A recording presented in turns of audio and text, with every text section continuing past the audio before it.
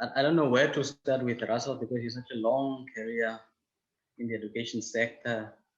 So, all should I do the honors, Russell, so that you introduce yourself? Because I think I will not do justice if I have to introduce you to the audience. I am a teacher interested in making a difference to the lives of children, and that's been my career. How's that? And it ranges from primary school to high school through to university lecturing. In the last 20 years, I've been at the Two Oceans Aquarium, and over time, and I'll show you the types of things that we've been dealing with, but I'm very passionate about environmental education. That's what my thesis was about, and very passionate about marine and ocean education. Also, I'll hand it over to you. Yeah, over to you. Okay, thank you. Well, I think this presentation actually forms quite a good answer to one of Kurt's questions. How do we continue the whole MEO program? How do we connect the scientists with education, with teachers, with school children, particularly in a Southern African experience where the majority of people have a lack of experience of the coast? It's a holiday venue for many. In the South African country, there is a lot of people who would come to the coast from economic hubs for a holiday experience. And that holiday experience does involve sometimes the exploitation of the ocean. And so I'll lead into my presentation, which has many slides, but I do realize I have a limited time. But I'm very enthusiastic about seeing where we can take this in the Namibian context. I'll start by explaining that I was a teacher at Ongwediva, which is now part of the University of Namibia campus, in the Oshokoto region, and I taught there grades 11 and grades 12, and I was an English teacher. And we had a book that we were teaching, and that was Daphne du Maurier's Jamaica Inn. And I struggled to get the concept of what a sea is, what an ocean is, what a ship is, what a shipwreck is. How do you explain that to people who are landlocked, who've never experienced the ocean? And I remember with limited resources, turning a table upside down and having a bunch of children standing like this saying, I am a rock, I am the rock, and pushing the table against the rock. And then that became the shipwreck. And maybe there are people still today who, because of my efforts, think that a ship is an upside down table and a rock, because there are not many rocks in the Oshokoto region, is somebody saying, I am a rock. So I think a solution could very well be teaching marine sciences in Namibia, whether it is in Ongwediva, Oshakati, whether it's in the east of Namibia, the south of Namibia. There is a solution. And I focus on Namibia, but my vision is not to stop here. We've been in collaboration with people from Angola, from Nigeria, Anthony in Nigeria, for example, people in Morocco, people in Tunisia, people in Egypt, who I constantly have connections with in order to see whether we can roll out what I call marine sciences node schools. It's a normal school that offers marine sciences as an afternoon program and a morning program in their curriculum. Because as we discussed with Esther Shaningwa from the Erongo region, this is a subject which quite easily could be adopted by the Namibian curriculum and be taught at least in a node school in every major city in Namibia. So let me move on with my presentation. Richard mentioned ocean literacy. So I'm going to be looking at ocean literacy, the international demands, literacy and the African context, the Two Oceans Aquarium education story, how do you select content for a curriculum, and the rolling out of the program. Ocean literacy was a theme that was thought up, as you'll see here, by scientists and educators that agreed that everyone should understand about the ocean. And they picked on 7 themes. And these 7 themes relate to the Earth has one big ocean. The ocean and life in the ocean has shaped the features of the Earth. The ocean has a major influence on weather and climate. The ocean made Earth habitable and makes it habitable, links very closely to climate change. The ocean supports a great diversity of life and ecosystems. The ocean and humans are inextricably interconnected, and the ocean is largely unexplored. Those are very generic contexts, but that was the American ocean literacy program. I personally have had a problem that there have been organizations in Chile, Japan, Taiwan, China that have just adopted those principles hand over fist without engaging with that content, because I think that in an African context, we might write a different series of principles. In an African context too, in sub-Saharan Africa, where we have the lowest levels of literacy, children who are people lacking in literacy, unable to read, unable to deal with figures and innumerate in essence. To use the word ocean literacy could very well be insensitive.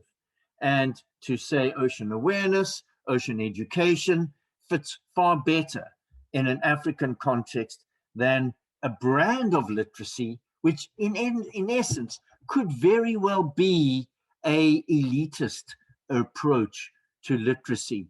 We must never forget in education that our primary task, no matter who is involved in education, is actual literacy. And when we walk the townships of Windhoek or Cape Town or Gauteng, we need to know that we're doing whatever we can, no matter what we're doing in education, to uplift the standards of literacy. And that is ability to read, ability to write, ability to follow written instructions in a manual when you get employment from whichever sector you're in. So we were involved in Venice at the Ocean Literacy for All project. And so I have a much more philosophical view about ocean literacy. People get very angry when I mention the preceding content about it being an elitist thing.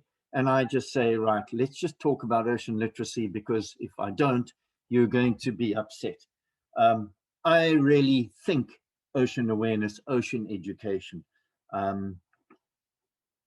There is a significant amount of positive and phenomenally amazing work done by people like Diana Payne, Craig Strang from universities of Berkeley, University of Connecticut, that's Diana, by people like Paula Kina-Chavis and Susan Hayes from NOAA and Sarah Schrodinger from NOAA. I have constant communication with all of them, and they have put a huge amount of effort into this ocean literacy program. And so I do share respect for them, but we must be careful. Particularly, I say this as a white person in the African context. Let's not just use terms like literacy without thinking through its actual meaning. A Two Oceans Aquarium story. We know we've developed this aquarium in 1995. Richard would quite like that, apart from my children now being much older than they see here at the picture. We do H2O education. hilltop to ocean shelf. So you could be on the Brandberg, but actually you can impact on the ocean. You look at the flash flooding of the Fish River, and you see all the litter that would have been in that Fish River would have landed in the Orange River and then the ocean. We are connected, no matter where we are in the interior of Africa, to the ocean. And for every breath that we take, we know that we owe at least every third breath to, or if every second breath, to the photosynthesis that occurs in the ocean. So hilltop to ocean shelf contextualizes the Two Oceans Aquarium education program. So briefly, I'm going to go through this very quickly, and maybe if you look at my slides, you can afterwards understand some of the details. But I hope to whet your appetite in understanding what is this development of this curriculum about, and how would we do something like this for a Namibian country, or maybe even for Massachusetts or for any part of the world. Since 2001, the aquarium has developed a range of enrichment programs.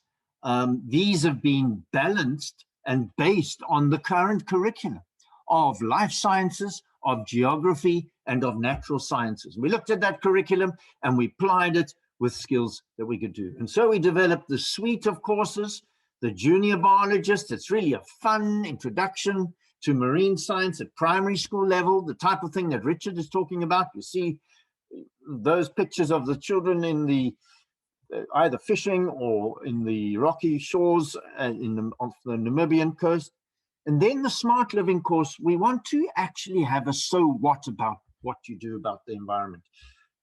Smart living is an environmentally conscious living course, conservation of the environment, natural heritage, a lot of H2O speak, hilltop to ocean shelf.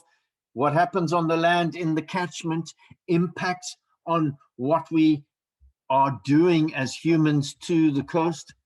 The importance of water and water resources we look at, very important for both South Africa and Namibia, two water scarce countries.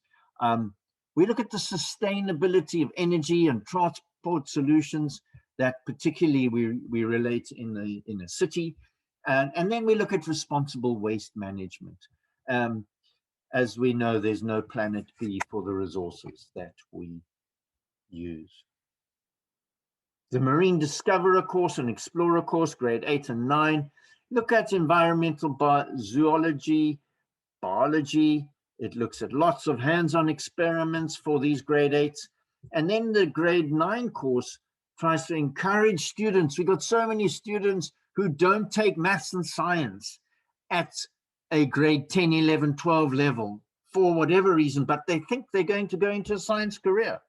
And so we do a lot of career guidance in helping people to understand, if you don't do maths, core maths, not maths literacy, and physical sciences, it's going to be very difficult for you to do a degree at a post-school level, post-matric level, we would call it, in a science field. Then we have our volunteer program. We have volunteers at the aquarium that are 16-year-olds and up, and they do marine biology, and they become interpreters at the touch pull and the microscope.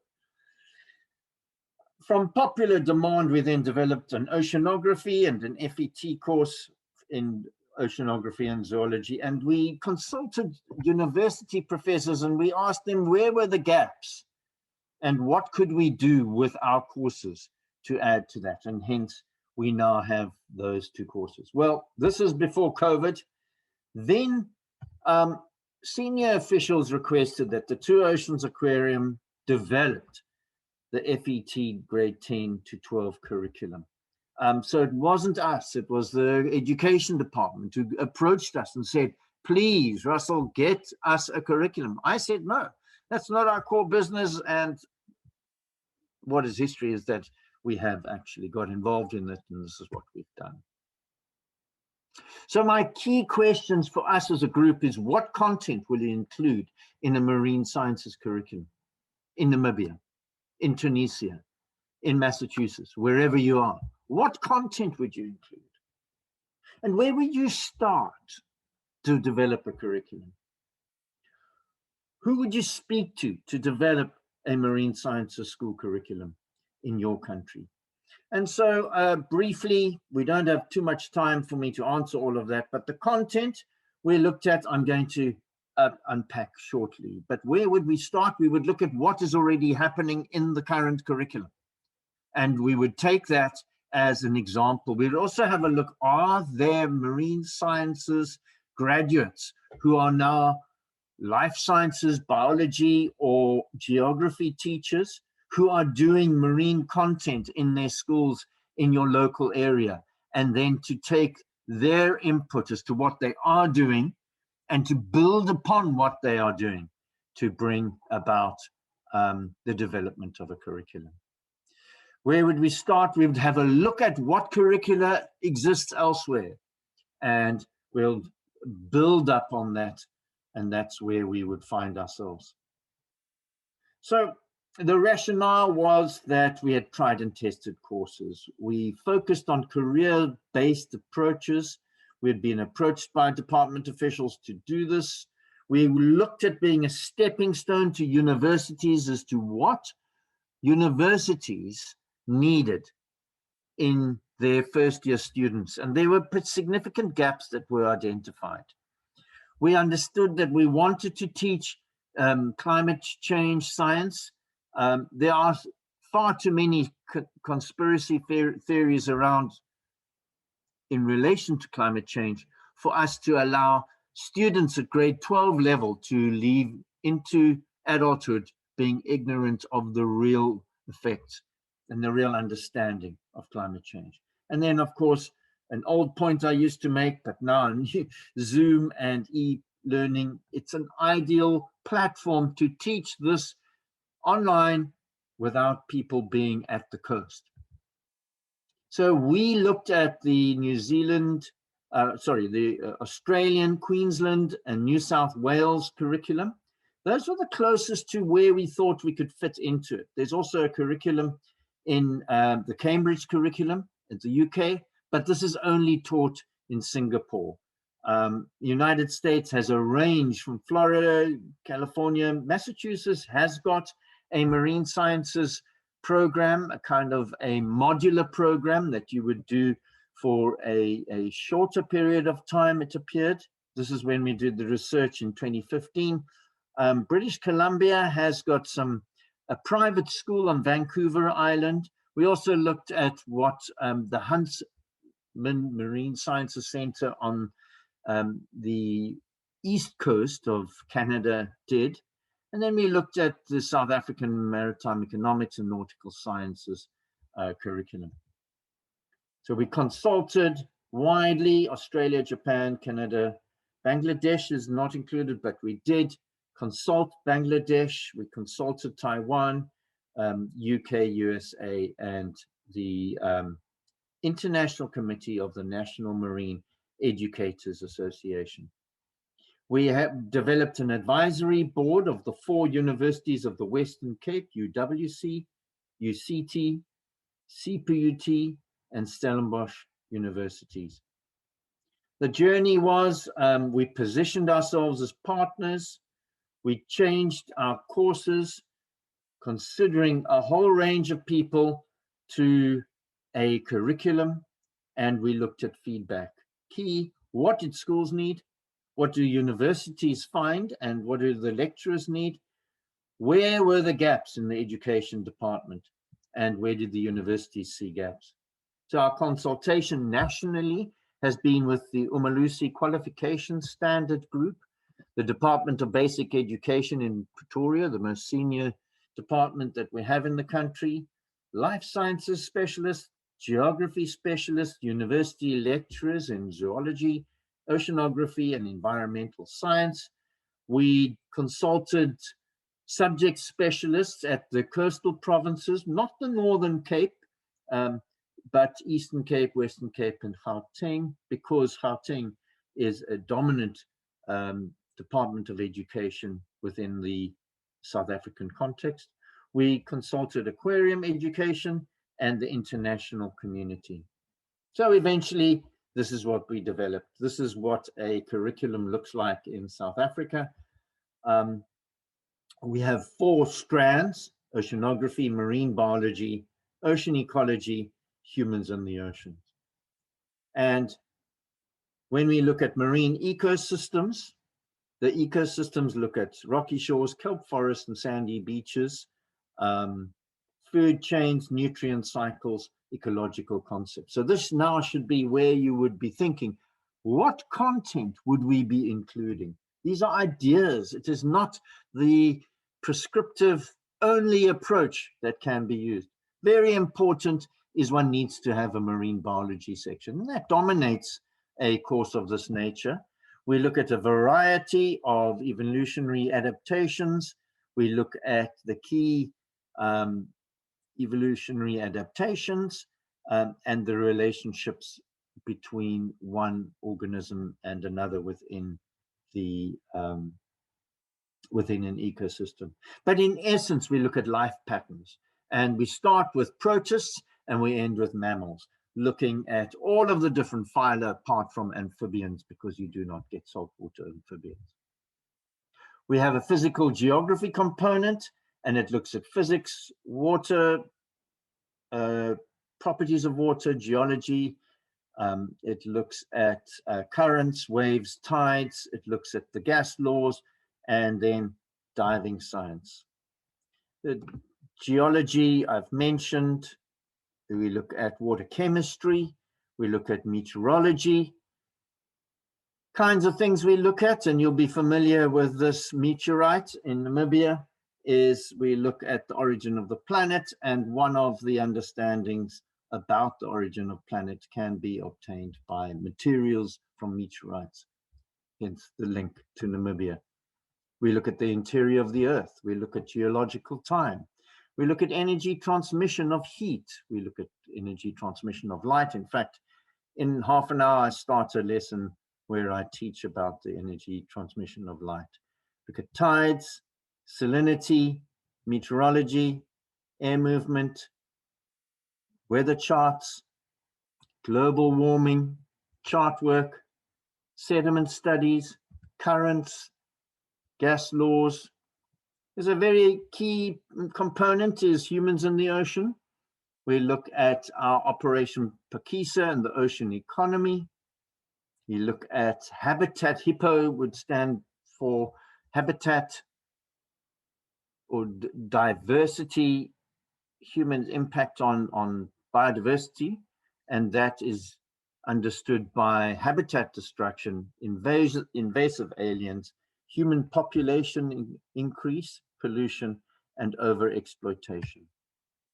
Marine protected areas, overfishing, harvesting of marine resources, and deep sea mining as an example. We look at marine tourism and ecotourism. How do we operate? Namibia is very good at this in some instances, where there is an ecotourism approach to tourism, where there is funds from the tourists to look at sustainably managing the ecosystem that they are experiencing their tourism within. We look at climate science, ocean acidification, the harvesting of ocean energy, and biomimicry being the last. So those are some of the 85 topics that we would have. We can see in a school context, how do you apply it? You'll see this is the oceanography content, origin of the ocean planet through to chart work and atmospherics. Here, this is all the life sciences. So one can have a biology teacher teaching this concept and a geography teacher teaching the content on the left. It moves on to grade 11, and that is a stepping stone. And then grade 12, a stepping stone on that. And it's mostly content which is applied. We have our very first matrics grade 12s writing at the end of this year. some of our courses and some of the activities that we've had, similar to the work which is done by Richard, where we've done all sorts of sampling, looking at different animals, studying these animals. And those were our courses where we would have dealt with it. Our strategy has been, and we do have a school in Sharpeville in Gauteng, part of a marine sciences node. So a node school, I explained in the beginning, is a school where you have an afternoon extramural program from neighboring communities. And then you'd have from Richards Bay, so you've got to KwaZulu-Natal covered, Richards Bay and Durban. You've got East London and Port Elizabeth here. You've got Mossel Bay, Cape Town, Gansbaai, and we also have a node up here. There's a huge possibility that high schools in Henties Bay, Swakopmund, Walvis Bay could have node schools. Luderitz, possibly, and maybe a combination of a multi-country approach, a trans-frontier school at Oranjemund and Alexander Bay. So for me, that would be quite an important thing that I would like to put on the table post Richard's discussion. Let's get the Ironga region. I'm not too sure which region is in the south where Luderitz is. Maybe it's the Karas region. And then if we can talk to education officials and then go to Windhoek and say, this is something we would like to start. How do we start it? Well, we can have the Two Oceans Aquarium involved in a program of training teachers through Richard. Already very excitedly, we have Irene, one of our adult students on our current course who lives in Windhoek and who's doing our course from Windhoek as an example of how this is possible. I would definitely link any program or effort with the University of Namibia's program at Henties Bay is what I'm aware of, but certainly with Richard, it wouldn't be something which yet again is an imperialist approach from some place imposing a curriculum. We need to find a curriculum that works for the country so that ocean awareness, ocean education, ocean enlightenment is increased in the schools in the country. I think I've spoken for enough now and would invite any questions at this point. So now I will stop sharing. Thank you, Richard. Thank you, Russell. Are there any questions? I don't see any questions in the chat box.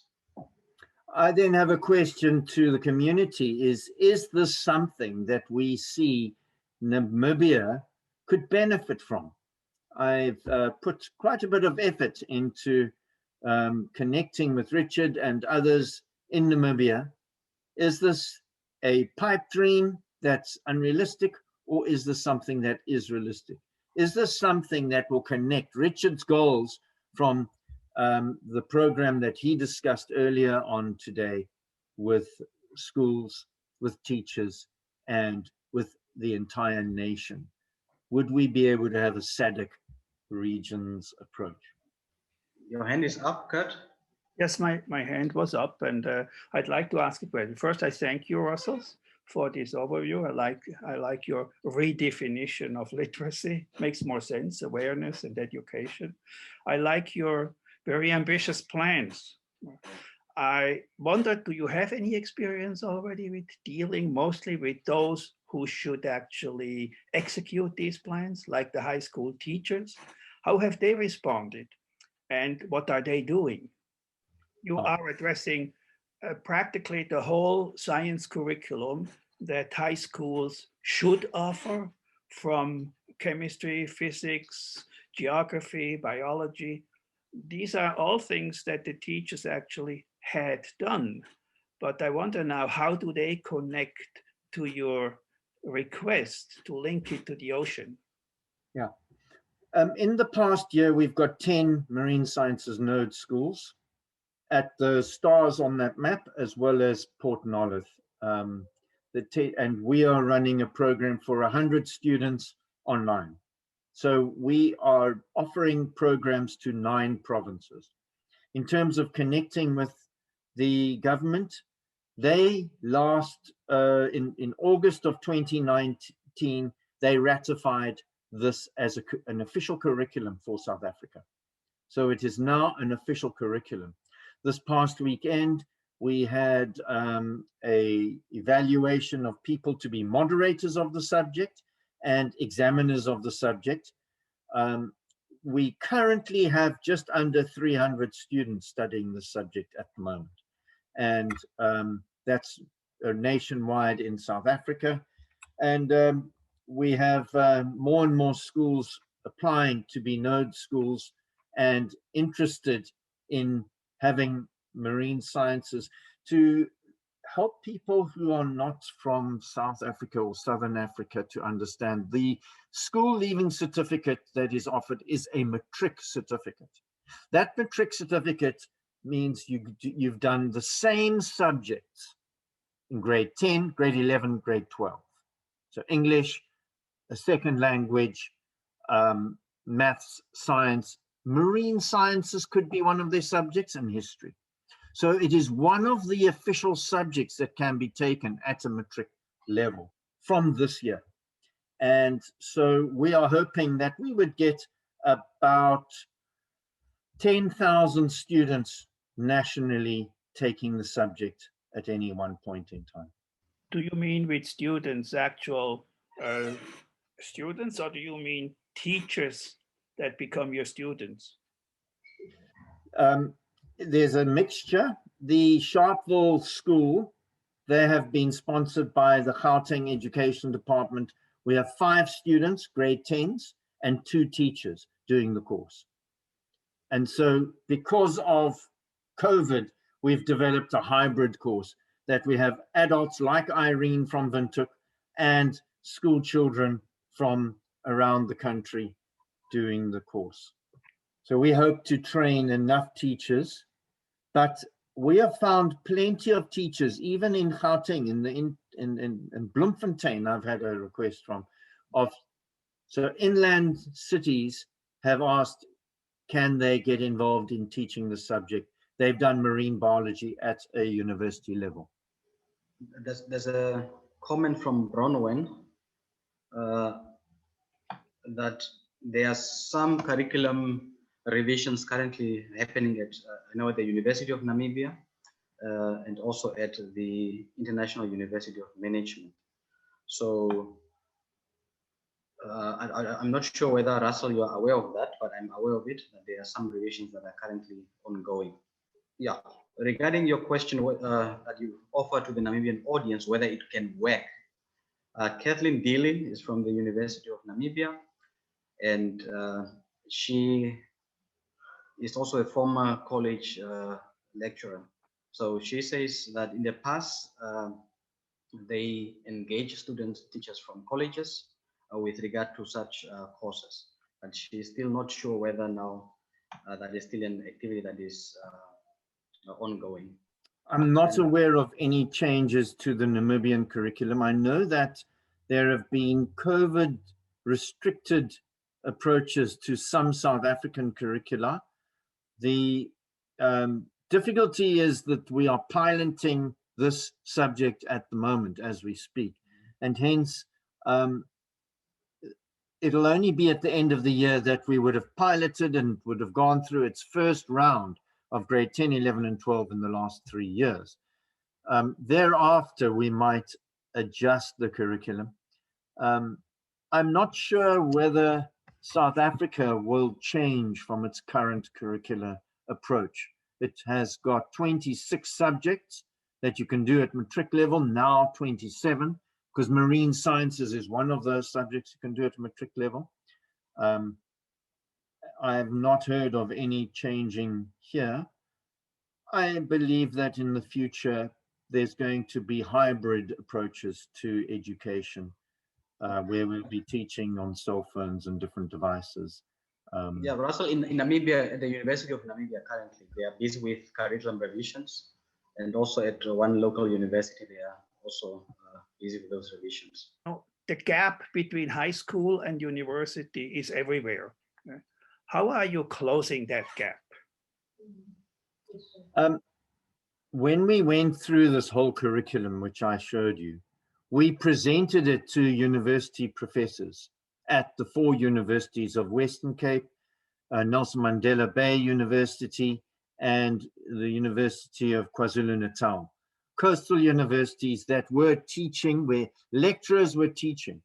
And we asked them, what gaps would we need to cover? And the one was simply just introduce the concept of salinity, where you get a second-year university at the University of Cape Town would put up their hand and say, what does salinity mean?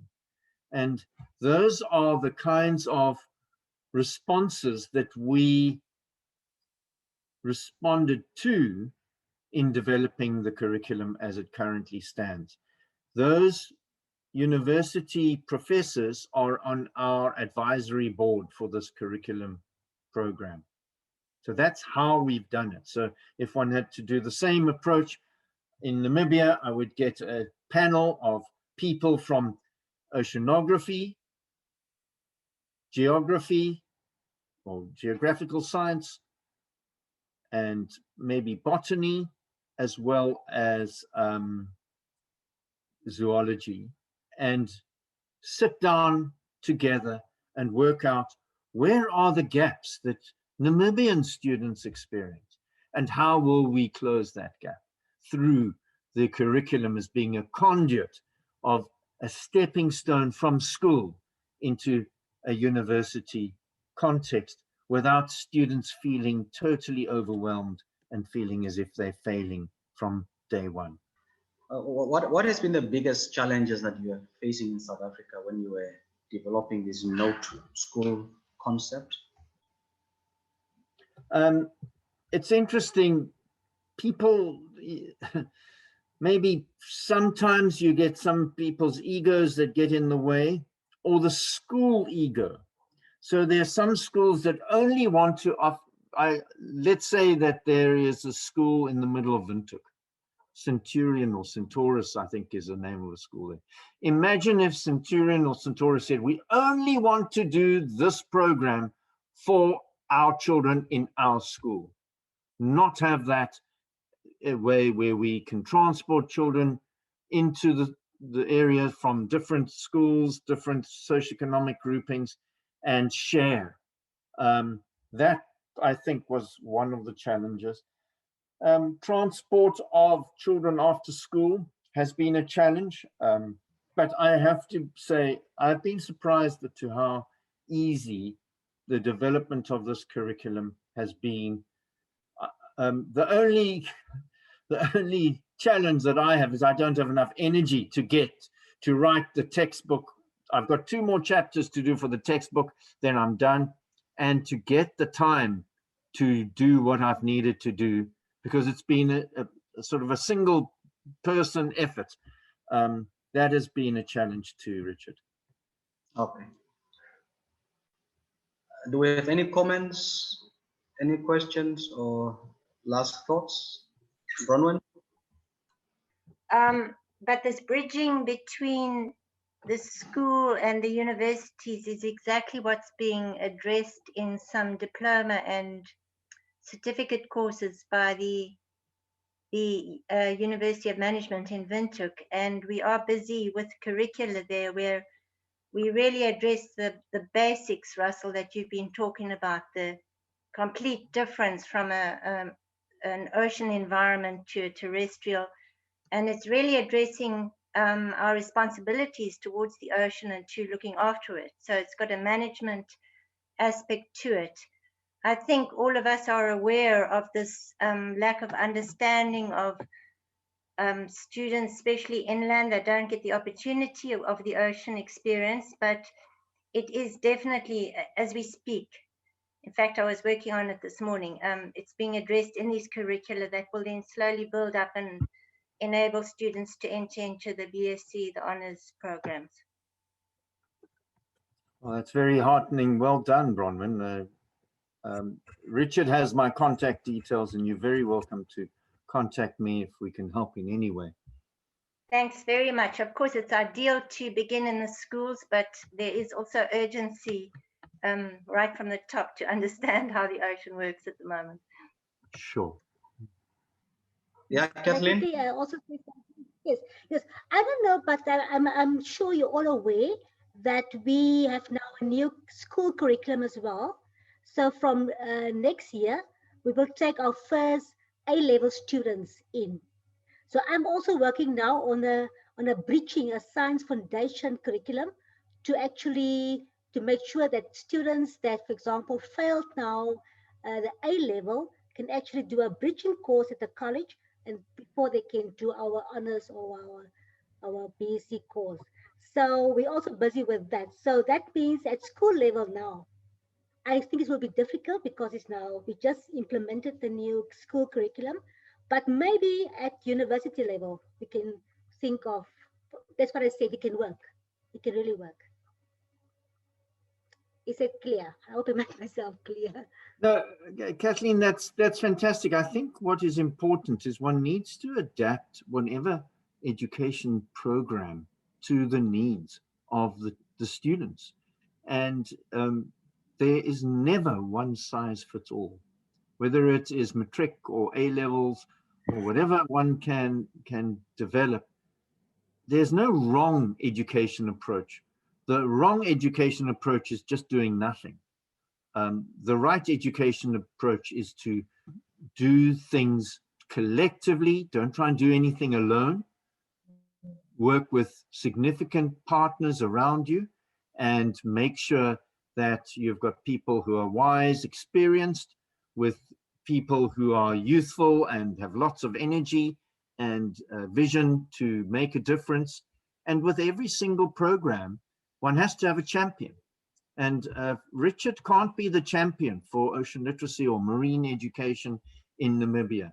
We need to get people, almost disciples around him, to take on the baton.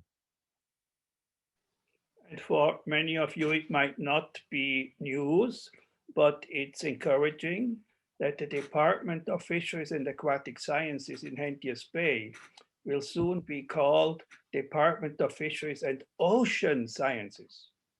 Very encouraging. I would like to say something as well. I'm Dion from Ministry of Fisheries. Yes, it would be quite a challenge to introduce something like this into our schools. So would rather suggest to be a little bit more aggressive where what has been done, for example, in the past, as Kathleen also has said, but to to introduce this to a little bit more on a regular basis until they accept sort of this concept. Of course, you can talk to the regional Department of Education, etc., etc.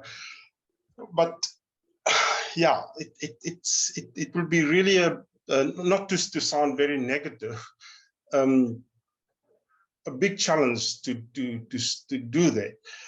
But I think many teachers, as Richard has mentioned, and I think from all our experience, that yes, it would be a very good thing to introduce or to have that in our schools and start small, especially, you know, the Irongo region. I think it would be a really good starting point. And as the other group or other region starts to learn about it, they might start feeling, okay, but we would also like to have something like that. So yes, that's what I want to say. And I like the idea to have that. I can remember we had a Rossing Science Fair, and that was, I think, for children very exciting. And then due to certain factors or whatever, it was stopped, which was a pity. So I think something like this would be and it will also give us as scientists, you know, something, a new sort of purpose as well, if we can also be involved in something like it. Any last comments before I hand over to Kurt? Thank you once again for sharing that information with us. I'm sure that a lot of us have learned one or two things. As Dion said, let us always start small. And once we have done the groundwork, then with time, I think everything will fall into place. But the important thing is that we start having this conversation, get the necessary stakeholders on board, and with time, especially the node school concept, will surely, I have no doubt that it will work. Next week, Monday, we'll have Michael from Sweden, which will also present the work that they are doing in Sweden. And then we'll also have one of the local teachers that participated in one of our programs to share with us his experiences, what he has learned during the workshops, and also to hopefully also have his perspective of what he thinks about ocean sciences.